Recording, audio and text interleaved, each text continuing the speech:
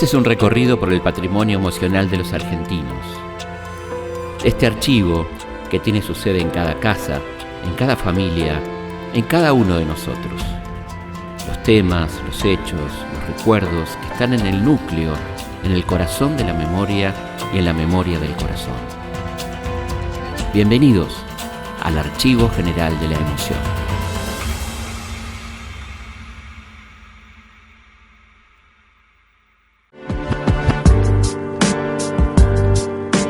El golpe parecía inevitable. ¿Desde cuándo?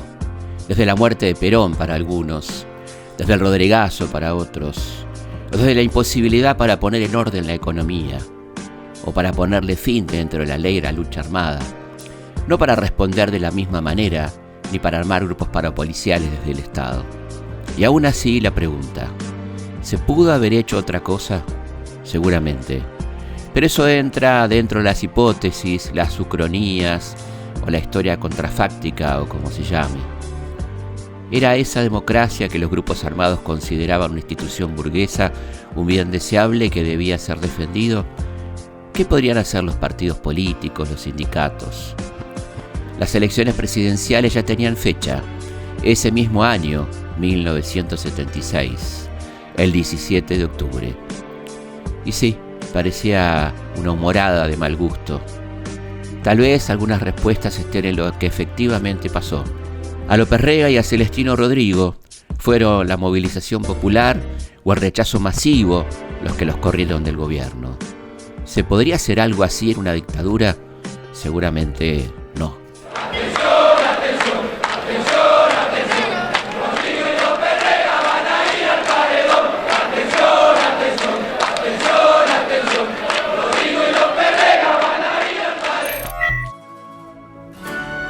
En esa época no había ni internet, ni fax, ni ninguna de esas cosas modernas, ni Twitter.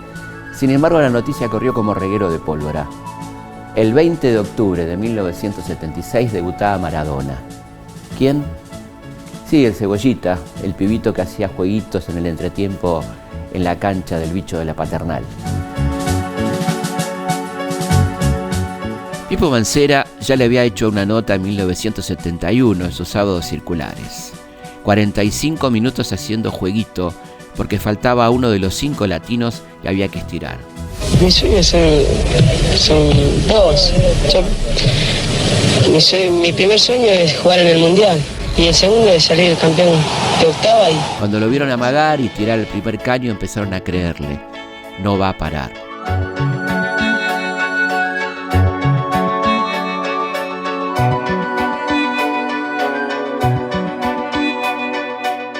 En Argentinos Juniors, en Boca, en el Barcelona, en el Napoli y siempre la selección argentina, por la gloria. ¿Cuántas palabras en el mundo significan Argentina? Pocas. Una es Maradona. Diego, el 10. Arranca por la derecha el genio del fútbol mundial. ¡Genio!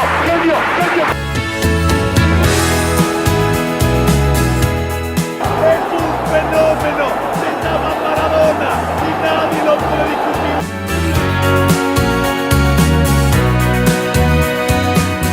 Un estadio de pie, un país que se pone de pie ante esta maravilla que se llama Diego Armando Maradona. En 1976, Jorge Luis Borges publica su libro La moneda de hierro. Tiene 36 poemas y uno de ellos es uno muy recordado, que dice algo así como: he cometido el peor de los pecados, no he sido feliz. Es nada más y nada menos que el remordimiento. He cometido el peor de los pecados que un hombre puede cometer. No he sido feliz. Que los glaciares del olvido me arrastren y me pierdan, despiadados.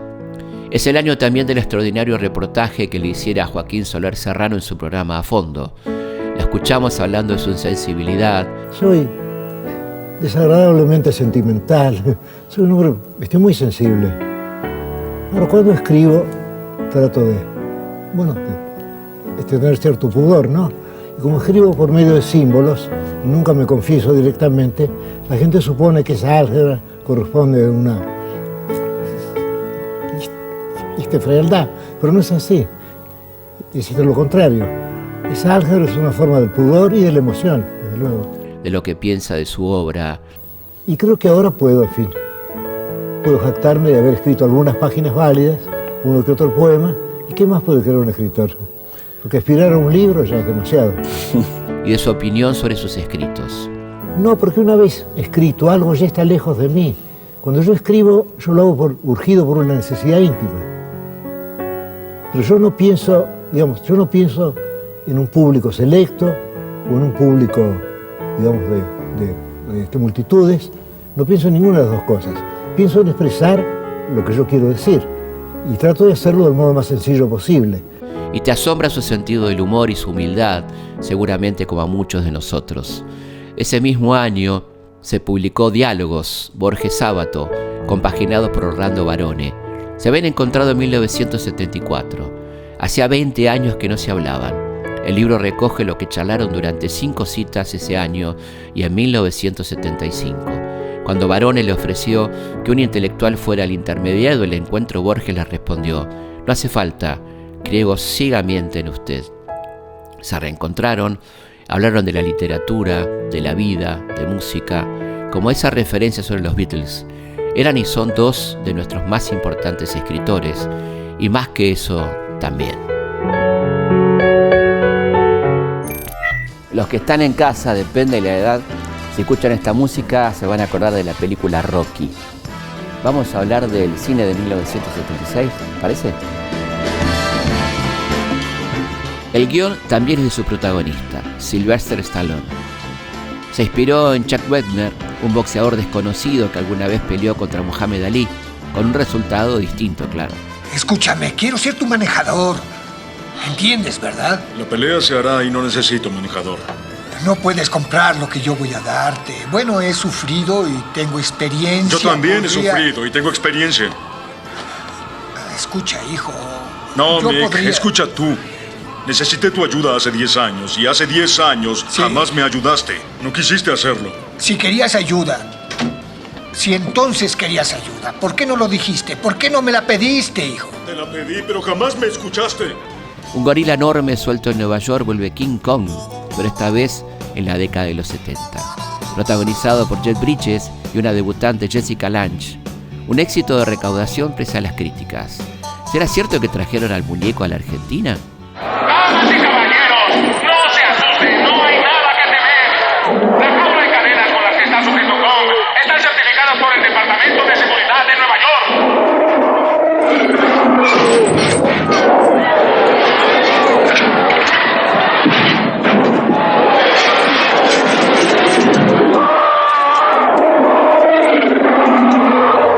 Primera novela de Stephen King, que ha logrado asustar a varias generaciones. Carrie, dirigida por Brian De Palma con Sissy Spacek como la protagonista.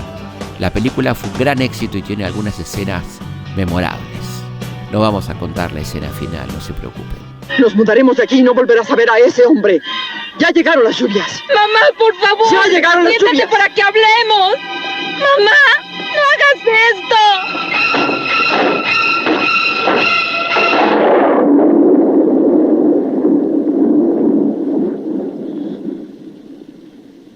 Voy a ir, mamá. Las cosas van a cambiar aquí. Bruja. Tercera versión de Nace una estrella, la mejor de todas, según Clara. En los papeles protagónicos, Barbra Streisand y Kris Kristofferson. Oscar en la mejor canción, un tema inolvidable compuesto por Streisand y Paul Williams. Every day a beginning. Spirits rise and their dance is unrehearsed. They warm and excite us 'cause we have the brightest love. Si no la viste, hay que verla. Porque marcó una época y porque dicen los que saben que es una de las mejores películas de la historia.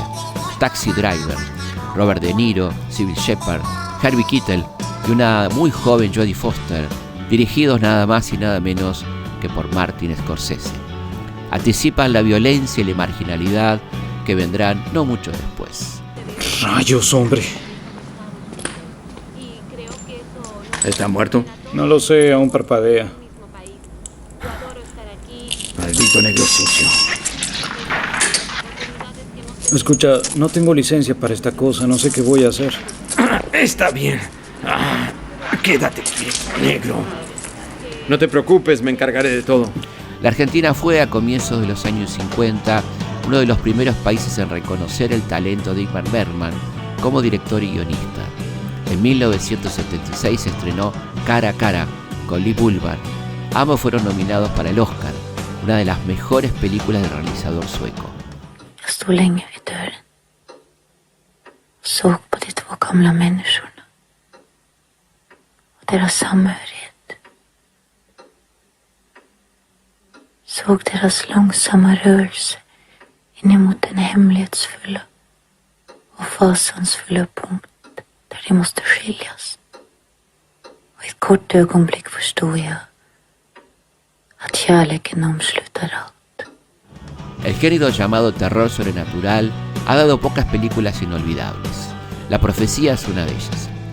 Dirigida por Richard Donner, con Gregory Peck, Lee Remick y David Warner, tuvo 3 secuelas y una remake. Es uno de los casos en que la crítica y el público coinciden. Damien, mírame.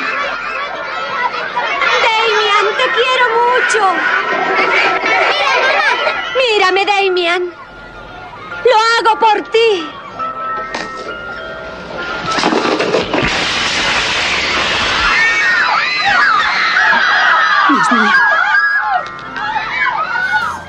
Una de las grandes películas del año fue también Network, que aquí conocimos como Poder que Mata. Un presentador de un programa de televisión va a ser despedido. Los medios, el dinero, el poder y la ética. Una comedia cruel, dijeron, y es exactamente eso. Oscar al mejor actor principal, a la mejor actriz principal, a la mejor actriz de reparto y al mejor guión original. Y otras 3. Un musical sobre gángster de los años 30 protagonizada por chicos. Sí, la de Jodie Foster, dirigida por Alan Parker. Bugsy Malone. La Pantera Rosa ataca de nuevo con Peter Sellers y dirección de Black Edwards. Tal vez su humor sea ingenuo visto de hoy, pero él era realmente un gran comediante. Federico Fellini y su versión de Casanova. Donald Sutherland y Tina Omond en los roles principales. Mostraba a ese seductor como un inmaduro subdesarrollado. Aunque la censura eligió por nosotros y la película tardó 7 años en llegar a la Argentina.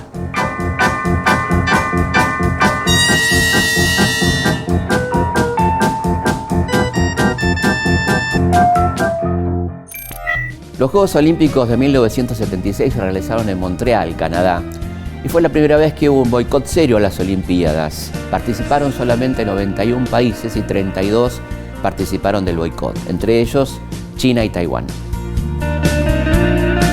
Lamentablemente, como podía preverse, los resultados no fueron buenos para los deportistas argentinos. Una delegación compuesta por 69 deportistas, 65 hombres, 4 mujeres. Ninguna medalla y solo 5 diplomas. 3 de boxeo para Héctor Patri, Luis Portillo y Juan Suárez, 1 en judo para Jorge Portelli y otro en remo para Ricardo Ibarra. Fue la peor actuación hasta ese momento en una competencia en la que la Argentina había llegado a destacarse en varios deportes. Y no fue por responsabilidad de los deportistas.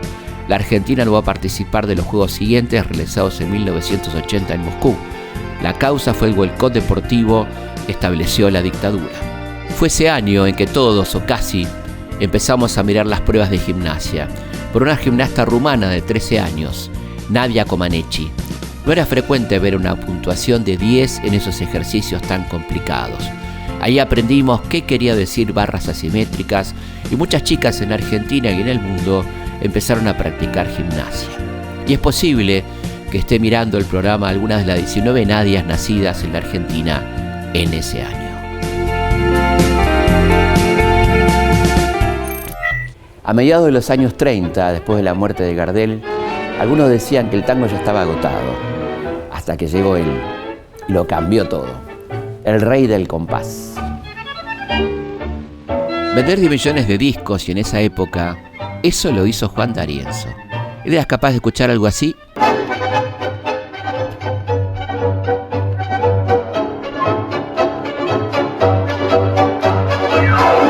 Y transformarlo en una milonga como esta.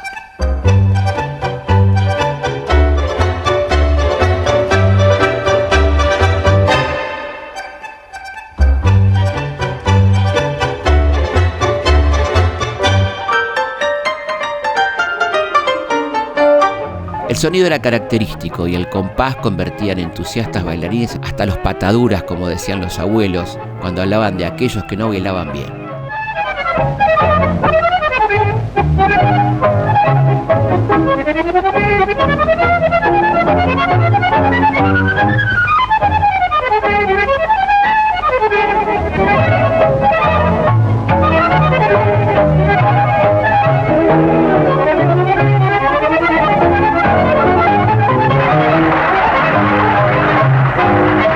El 14 de enero de 1976 murió Juan D'Arienzo, uno de los mejores directores de orquesta de tango. Una de las mejores versiones de la comparsita es la suya.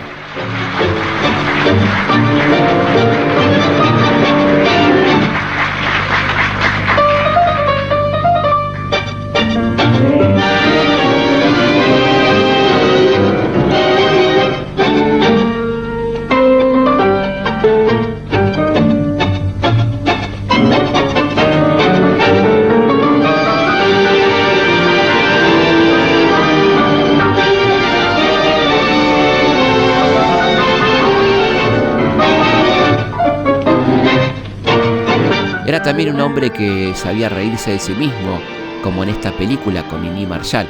¿Qué tango podría cantar yo? ¿Usted? Vamos, no haga chistes. ¿No qué le pasa? ¿Por qué acaso va a decir que no sé cantar? Si usted tocaría como yo canto, se podría dar bastante corte. Bueno, yo no soy responsable, elija un tango. Vamos a ensayar ese de este hombre que dice que vino triste y qué sé yo, que sé cuánto, ¿lo sabe? ¿El vino triste? Sí, es mío. Oye, qué raro. ¿Raro? ¿Por qué? Sí, un tango tan lindo con esa cara de sonso, de fiel. Mira. El que no quería hacer largas giras internacionales porque no le gustaba viajar en barco o en avión. Uno de sus admiradores, el emperador Hirohito de Japón, le ofreció un cheque en blanco y puso a disposición un avión, un barco, un submarino, pero no pudo convencerlo. Los especialistas sostienen que su estilo era de la guardia vieja, pero qué manera de dirigir, de interactuar con los músicos y los cantantes.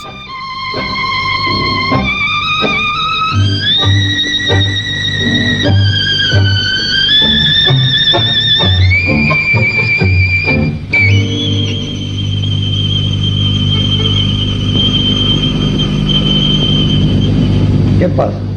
Se me terminó la cabeza. Ah, bueno.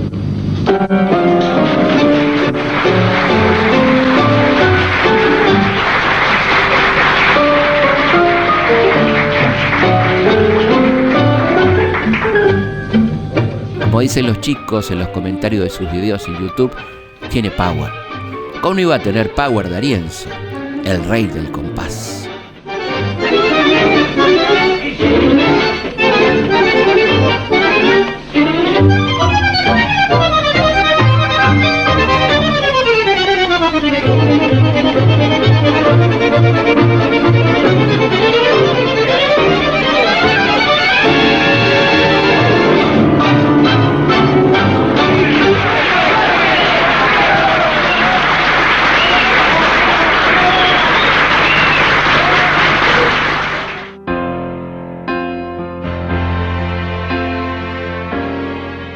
Cuanto peor mejor.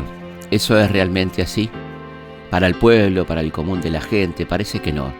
¿Quién puede luchar por sus derechos cuando derechos elementales y fundamentales como la vida y la libertad no se respetan? Los atentados de la guerrilla continuaron, más esporádicos pero no menos violentos. ¿Y todo eso para qué? ¿Para que la represión fuera más violenta o necesitara una justificación? Como si una dictadura necesitara alguna. El 22 de mayo de 1976, Víctor Emilio Galíndez, campeón mundial de los medios pesados, defendía por quinta vez su título mundial en Johannesburgo, Sudáfrica.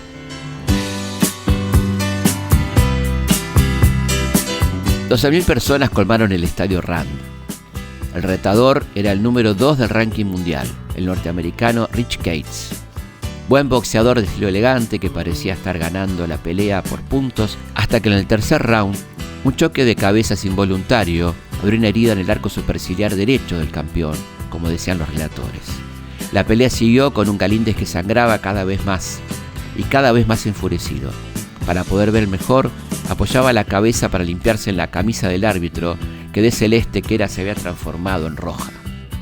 Como un homenaje a la entrega y la valentía del boxeador argentino, la gente empezó a alentarlo. Víctor, Víctor. En un final inolvidable cinematográfico, Galíndez ganó por nocaut cuando faltaban unos segundos para terminar el combate. Como una especie de Rocky criollo, se fue ovacionado por una multitud. La camisa del juez Stan Christodoulou se conserva en el Museo del Box de Sudáfrica. Fue el combate más espectacular que vi en mi vida, dijo el referí. Para nosotros, también. Los diarios del 23 de mayo de 1976 traían dos noticias relacionadas con el boxeo. Una alegre, había ganado Víctor Emilio Galíndez, y una tremendamente triste. En Reno, Nevada, había sido asesinado Oscar Ringo Bonavena. Fue el sábado en Reno, Nevada, en la entrada de un prostíbulo, el Mustang Ranch de Joe Conforte. Un guardaespaldas, Willard Ross Brainer, le disparó al boxeador argentino luego de que éste discutiera con un guardia de seguridad. Bonavena lo peleaba desde febrero de 1976, cuando había vencido por puntos a Billy Joyner, un boxeador de 37 años en Reno. Seguía ilusionado con relanzar su carrera y volver a tener una chance con Muhammad Ali. No pudo ser. Hubo muchos interrogantes sobre el asesinato y una condena sorprendentemente corta. 2 años que se transformaron en 15 meses. Más de 150.000 personas pasaron por el Luna Park, donde fueron velados el 29 de mayo los restos de Bonavena. La gente esperaba antes de que se abriera el estadio. Había muerto Ringo, el grandote con voz de pibe, el guapo, el hombre que descubrió el marketing y lo convirtió en un elemento importante de su carrera. El muchacho de barrio que iba los domingos a comer los ravioles a casa de su mamá, doña Dominga. El que se había animado a cantar y a presentarse en el teatro o en la tele. El que habló de frases que trascienden el mundo del boxeo. La experiencia es un peine que te regalan cuando te quedas pelado. Cuando subís al ring, te sacan hasta el banquito. El hombre de Parque Patricios, el hincha de Huracán. Seguramente y habrá mejores boxeadores, con mejor estilo, mejor pegada. Pero como Ringo, no habrá ninguno igual. Ese año se estrenaron 24 series extranjeras, un poco menos de trabajo para los actores argentinos, la mayoría de ellas policiales. Vamos a ver algunas de ellas. Perdidos en el espacio era la que a vos te gustaba más. Una familia que trata de regresar a la Tierra mientras viaja en una nave y visita distintos mundos. Guy Williams era el padre y todos los conocíamos porque lo habíamos visto en El Zorro, claro. Tal vez se transformó en una serie para chicos. Fue otra de las creaciones de Irwin Allen, productor del Túnel del Tiempo en televisión y de Infierno en la Torre y La Aventura del Poseidón en cine. El planeta en el sector 30, dame la lectura de su distancia. 120.000 millas. Está bien, hay que ir a él directamente. A toda velocidad. El proyectil nos está alcanzando. Tiempo estimado de contacto, 1 minuto 36 segundos. John, ¿tenemos alguna salida? ¿Qué salida puede haber? Es una máquina. ¿Cómo se domina una máquina? Tal vez podamos hacer algo esta vez. No se desanimen. Kojak, un policial protagonizado por Telly Savalas, el teniente Theo Kojak de la policía de Nueva York, era una especie de antihéroe con una cuota de humor y cinismo, bastante alejado de los moldes tradicionales del género, con una mirada crítica de la policía. Los delitos ocurrían en lugares de clase media o clase media baja, y la comisaría no era un lugar limpio y prolijo. Tenés razón, hermano. Era ese pelado que había cambiado los cigarrillos por los chupetines, así como una voz y una ironía muy particulares. ¡A trabajar todos! Saperstein, vendrá mucha gente al velorio para consolar a la viuda. Quiero que todos sean interrogados con discreción. ¿Me entendiste? El comportamiento de Donnelly, su actitud mental, sus conocidos, lo que sea, pero insisto en que sean discretos. Escuchen, muchachos, sé que esto les dure tanto a ustedes como a mí, pero se tiene que hacer si vamos a salvar la reputación de Donnelly. Éramos sus amigos. Había pocas mujeres policías, así que cuando apareció Angie Dickinson como mujer policía fue prácticamente una novedad. Era la sargento Susan Piper Anderson, de unos 40 años, que trabajaba en la ciudad de Los Ángeles. Después vinieron muchas series protagonizadas por mujeres fuera de los papeles tradicionales. ¿Cómo entraron los federales en esto? Bueno, parece que el señor Royal cambió de bando. Ha estado volando periódicamente para hablar con los federales. Le piden que preste testimonio ante un gran jurado secreto. Pude informarte de lo que pasa con Royal Bill, pero este fiasco solo demuestra que debemos estar en contacto. Sí, Fred, tienes mucha razón. Otro policial con banda de sonido memorable fue SWAT.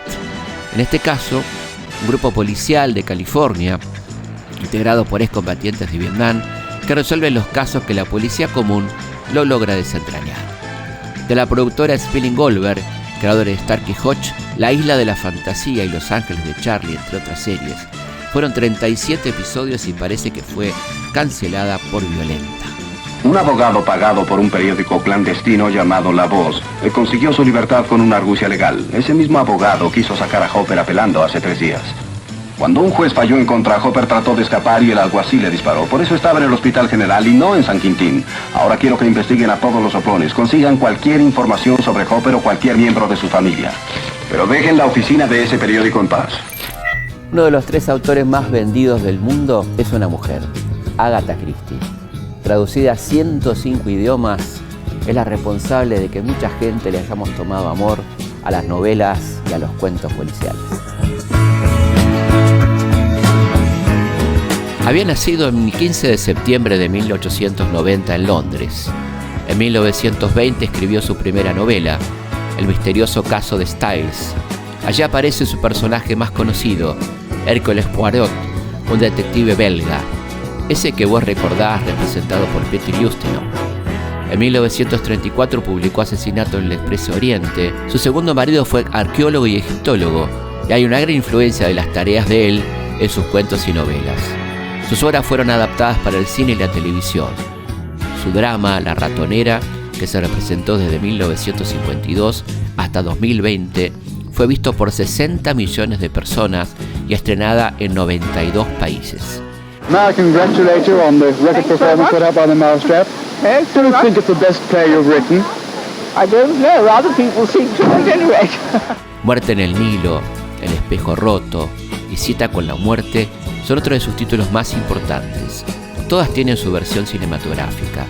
Uno de sus primeros trabajos llevados al cine fue Testigo de cargo, en 1957, dirigida por Billy Wilder, con Tyrone Power, Charles Lawton y Marlene Dietrich. ¿Él era culpable o inocente? Cuando dijo que se había herido accidentalmente en la muñeca, volvió a mentir. Sí. Y hoy nos cuenta una historia totalmente distinta. La cuestión es saber si mintió entonces, si está mintiendo ahora, o es usted en realidad una embustera habitual y crónica. Allí están en tu biblioteca alguno de los libros de ella. Y fuiste a ver en 1974 y en 2017 Asesinato en el Expreso Oriente, como corresponde a un buen lector y a una buena lectora de sus policiales. Es obvio deducir que el asesino, convenientemente disfrazado de conductor, subió al tren en Belgrado, abriéndose camino gracias a la llave maestra hasta el departamento de Ratchet, donde le apuñaló, abandonó la daga y el uniforme y desapareció ya que el tren estaba detenido por una ventisca. Agatha Christie murió el 12 de enero de 1976. Sus personajes como el inspector Poirot, el capitán Hastings o Miss Marple siguen formando parte del archivo de tus emociones.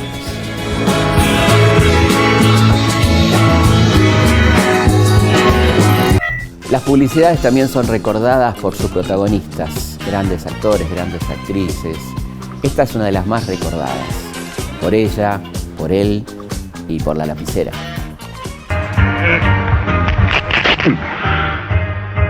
Nacho.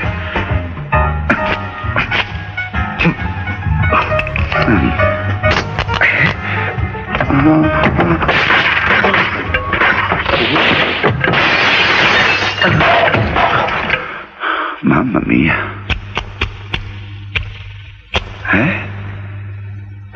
Automática, Toñasi, automática. Silvapen sin capuchón. Nuevo mecanismo, nuevo diseño. Silvapen automática. Mami, wow. No, te hago clic.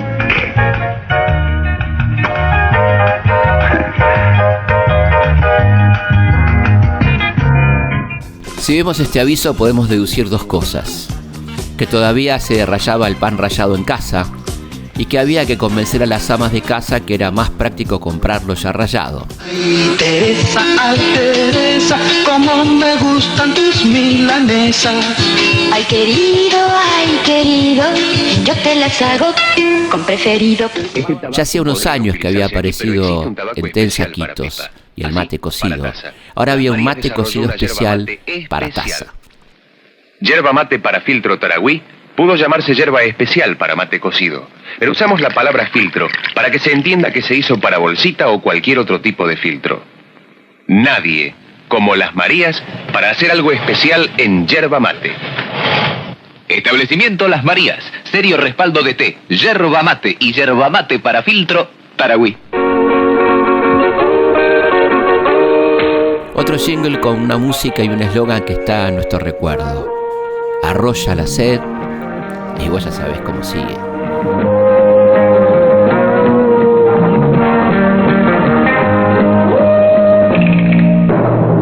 Una estampida que arrolla la sed, paso de los toros, arrolla la sed, paso de los toros.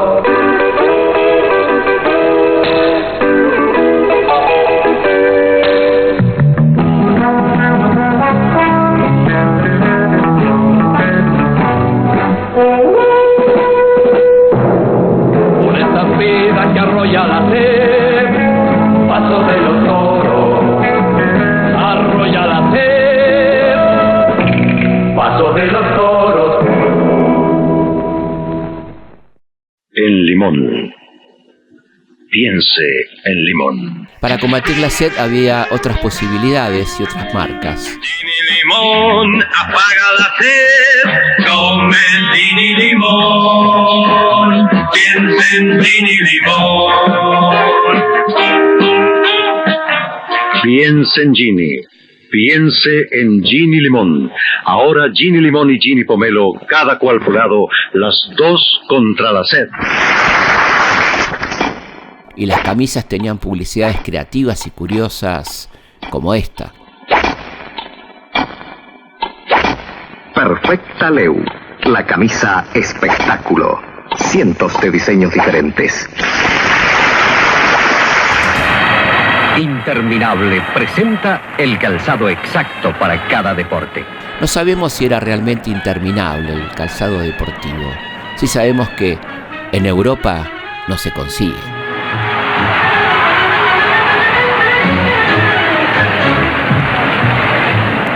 Firme, confortable, flexible y elegante.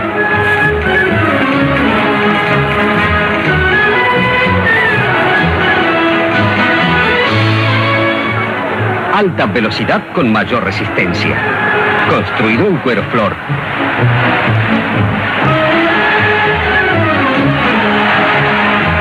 Interminable, el calzado deportivo de los campeones. Cómprelo aquí porque... en Europa no se consiguen. Interminable, el calzado deportivo más fino del mundo.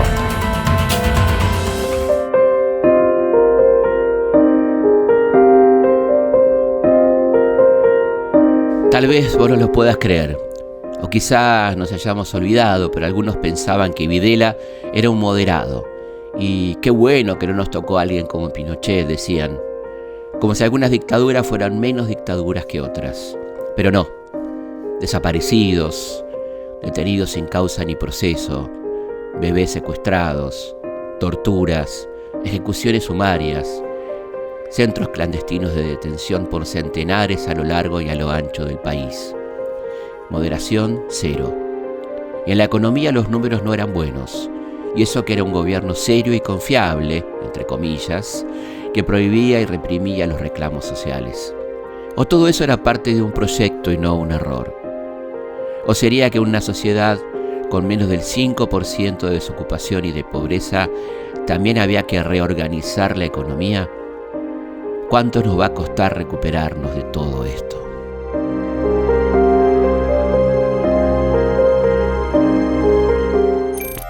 Cuando le preguntaban a Leonardo Fabio cuál era su mejor película, contestaba sin dudar Soñar, soñar, que se estrenó el 8 de julio de 1976. Posiblemente por eso no haya tenido la repercusión que merecía. Carlos Monzón, Gianfranco Pagliaro, Nora Cullen. Y un detalle, Fabio no volverá a estrenar una película hasta 1993. Esa que fuiste a ver el mismo día del estreno, Gatica, el mono. Antes muerto que vencido, antes muerto que vencido, antes muerto que vencido, antes muerto que vencido. ¡No deja dormir a los vecinos! Tuviste muy bien, muy bien. ¿Viste? Así tiene que hacer. Así. El rock no era tan masivo como lo fue tiempo después. Por eso la sorpresa cuando Sui Generis dijo adiós frente a 25.000 personas en el Luna Park en su despedida. Y además, la película. Aquí está, y aquí estás. Abrió la puerta, vio a su madre recién muerta y la sangre en el chaleco se limpió. Guardó a su padre en el ropero, le puso más leña al fuego. El invierno muy crudo se avecinó. Llamó a su esposa y le dijo: ama esta muerte en el ropero. Por supuesto, si yo la asesiné. Ella puso mal la mesa, le dio un hacha en la cabeza y la sangre tapizado me mató. Dos cantantes muy populares, además de actuar ahora, dirigían sus propias películas. Sandro estrenaba Tú me enloqueces, en la que también había escrito el guión. Su coprotagonista femenina era Susana Jiménez. Para vos y tus amigas era simple. Si había una nueva película de Sandro, tenían que ir. Y fueron, claro. Conmigo puedes ser todo lo bruto que quieras, pero con tu hijo francamente no lo entiendo. Es que tal vez no haya nada que entender. Terminemos, Roberto.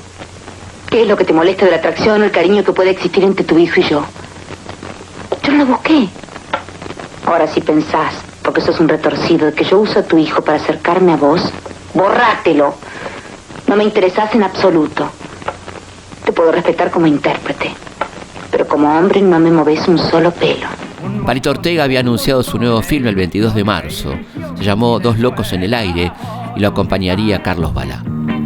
Si un amigo a veces piensa con los pies o hace una barbaridad, hay que comprenderlo y tenerle fe.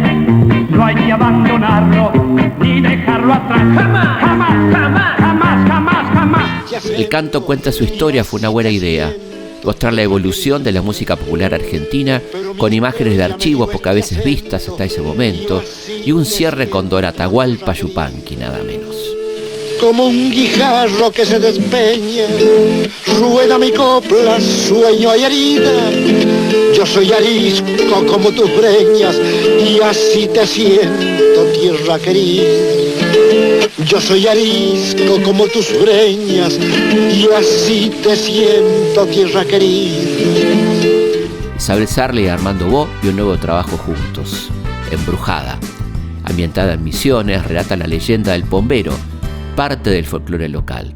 Aún así, un poco dudamos de que esa fuera la máxima atracción para los espectadores de la película. El jueves 22 de abril se estrenó Los muchachos de antes no usaban arsénico, una comedia negra dirigida por José Martínez Suárez, con un gran elenco que incluía a Mecha Ortiz, Mario Sofici, Narciso Ibáñez Menta, Arturo García Burr, Bárbara Mujica.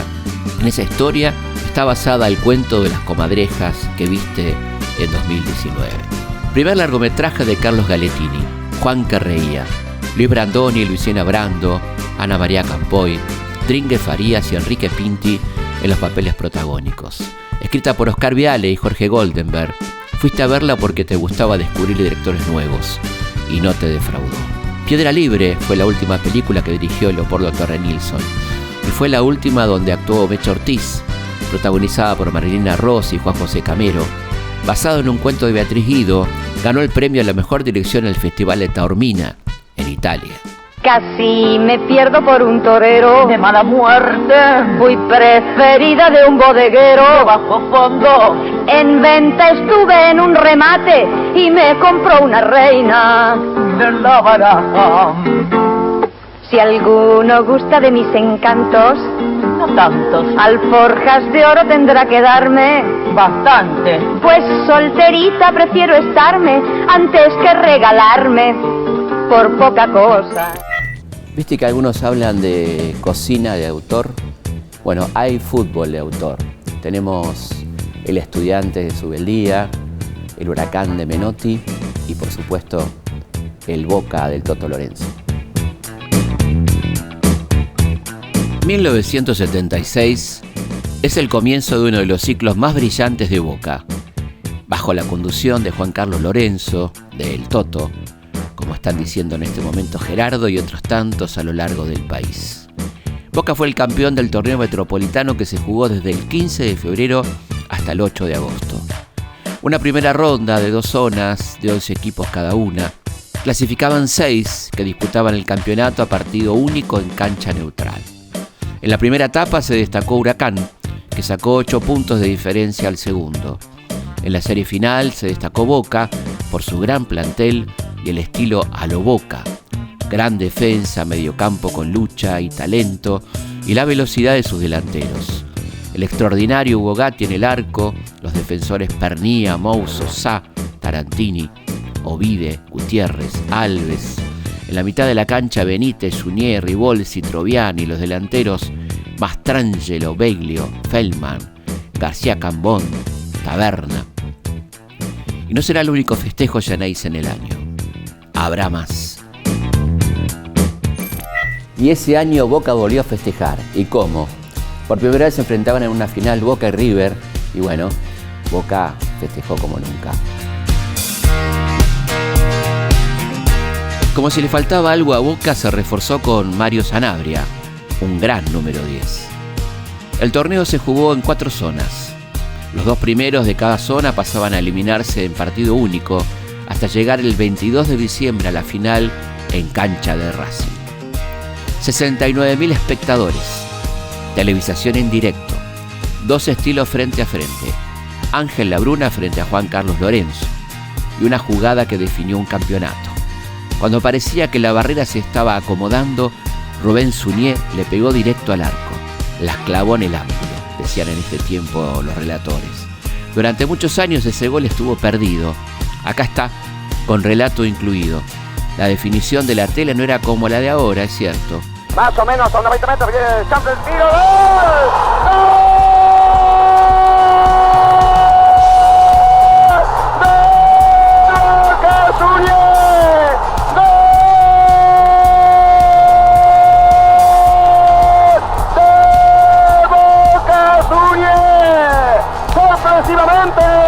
Antes de que entrara la pelota o de que dio la orden al referir, tiró, se metió por el ángulo. Bicampeonato para Boca y ese ciclo no terminaría ahí. José, que es más de Mar del Plata que los Lobos Marinos, está diciendo que nombremos al goleador de ese campeonato. Fue Norberto Llamarada Erezuma, de San Lorenzo de Mar del Plata, con 12 tantos.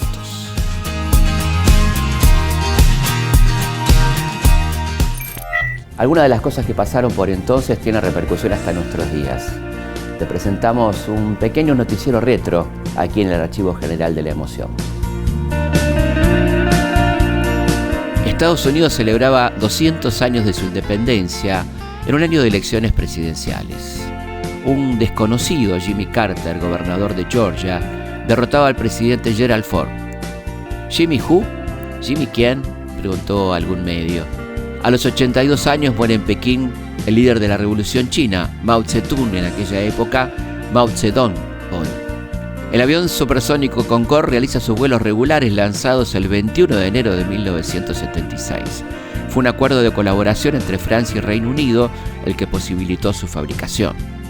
Adolfo Suárez es el nuevo presidente del gobierno español. Será una figura clave durante la transición. Fue ratificado en las elecciones de 1977.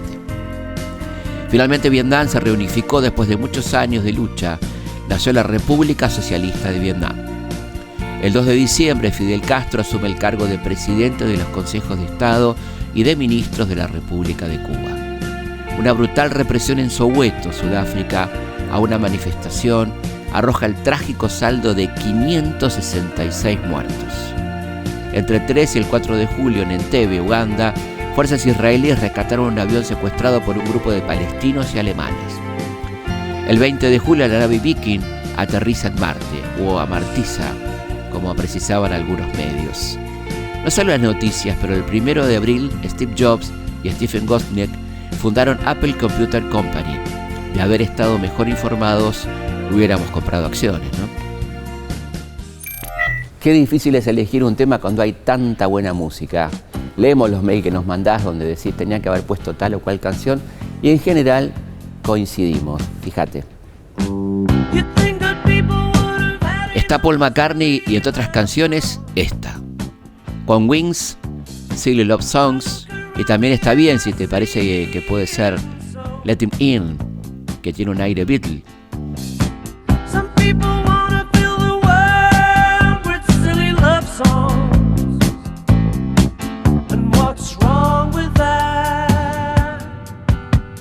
I'd like to know, 'cause here I go again. I love you. I love you.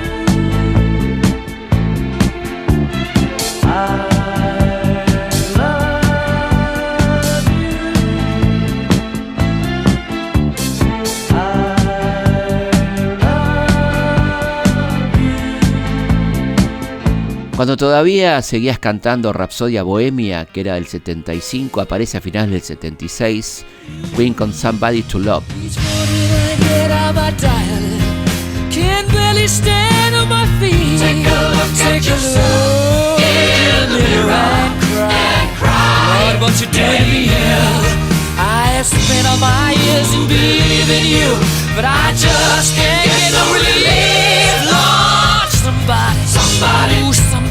Somebody, can anybody find me?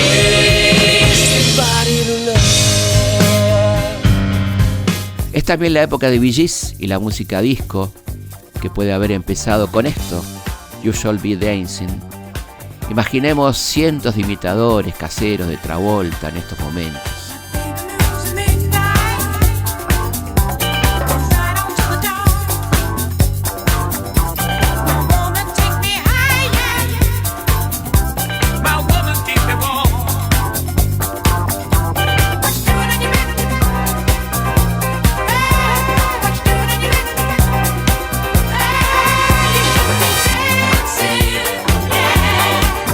Es el primer número 1 de los rankings de su país, de ese pianista talentoso y de anteojos enormes.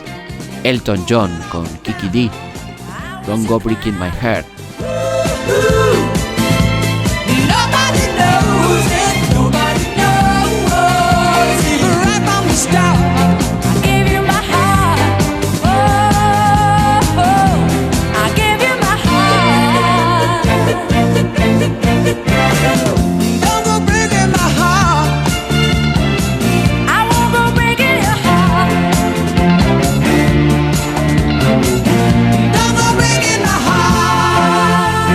Una de las baladas de los lentos más escuchados fue este, a ver si coincidimos.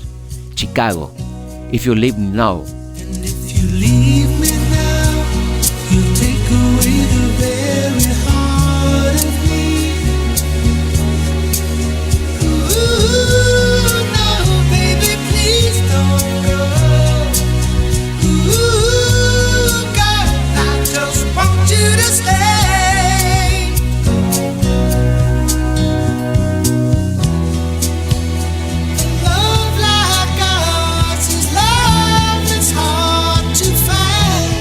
Si no escuchamos ABBA, no es 1976.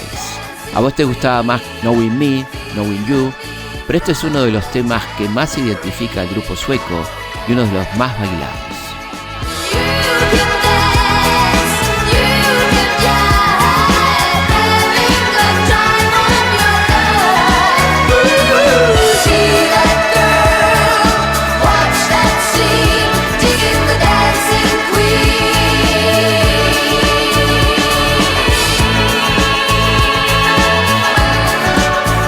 primer disco single de Electric Light Orchestra. Sigue formando parte del repertorio de los recitales Chef Line, Living Thing.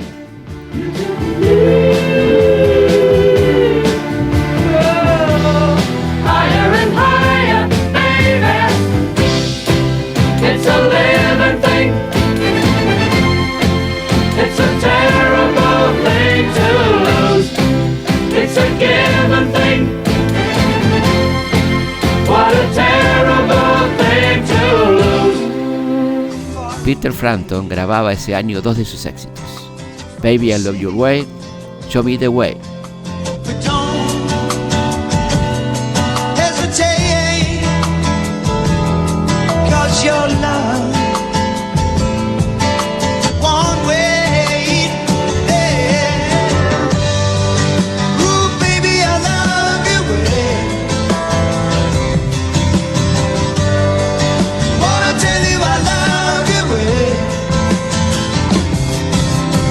Esto es también parte del sonido de estos años, The Tramps, Disco Inferno.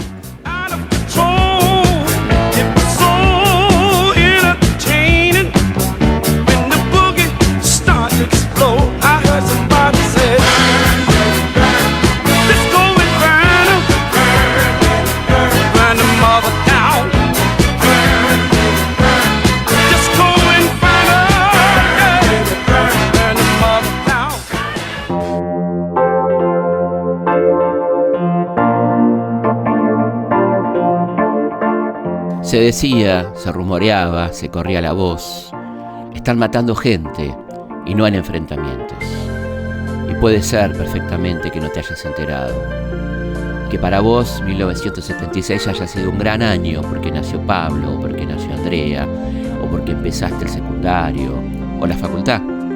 O juntaron plata entre todos en tu casa para comprarse el primer auto, o empezaste a trabajar en la fábrica a la vuelta de tu casa, como vos, Norberto, o en la oficina, en tu caso Luisa. Para vos fue un buen año porque te casaste, cierto, con el tiempo te separaste, así que no sabemos qué pensarás ahora, Graciela.